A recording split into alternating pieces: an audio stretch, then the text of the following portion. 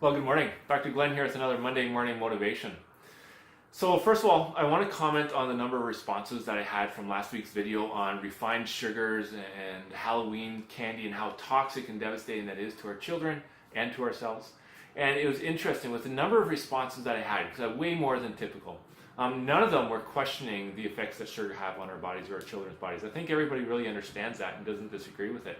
The questions that I had were all relating to these parenting decisions in terms of how can I let my child go to school and not give them a piece of Halloween candy when every other kid is going to be having Halloween candy? How can they be so different when they're in school? Or how can I not let them have any of their Halloween candy at home when they're never going to have a chocolate bar, and everybody experiences chocolate bars when they're kids?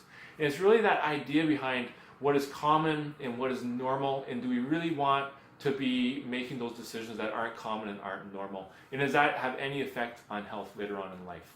So here's the response that I typically give, is that I don't like to be common, I don't like to be normal with our choices in health, because the common and normal picture is not good in North America. I want to be anything but, because the common and normal picture, 49% of us are going to die of heart disease, 39% of us are going to die of cancer, 36% of us are going to have some type of type 2 diabetes, over 30% of us are going to have some kind of obesity and obesity-related issue, 10% of our kids are going to be depressed and anxious. All of us are going to lose on average of 10 to 12 years of our active life at the end of our life, meaning we have some kind of chronic disease that's preventing us from being able to do the things that we want to be able to do.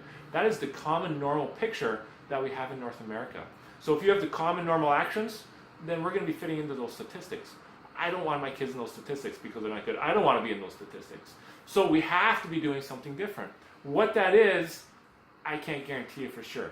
We know that vaccinations don't for sure cause autism. We know that eating one piece of Halloween candy is not going to cause autism or obesity or coronary artery disease later on in life. But that whole group of actions and ideas and thoughts that we have right now as a community most definitely relates to that whole group of statistics later on in life. So we need to be different. What exactly that looks like is the challenge. And you need to do your research. You need to have some kind of bias behind it. You have to understand that there's actually some kind of research behind the choices that you're making. That's where it's really important to be talking to healthcare professionals about maybe those not so standard or normal actions that you're taking with your kids. So hopefully that gives you a little bit of groundwork behind those decisions, so that when your friends are challenging your parenting decisions, those really not normal and typical health choices that you have for you and your family, hopefully you feel a little bit more comfortable with it. If you have any questions or concerns, you know where I am, Dr. Glenn at rfwellness.ca. We've been making weird and wacky health decisions our entire life, so I can kind of shed some light on it if you have any concerns. Dr. Glenn at rfwellness.ca.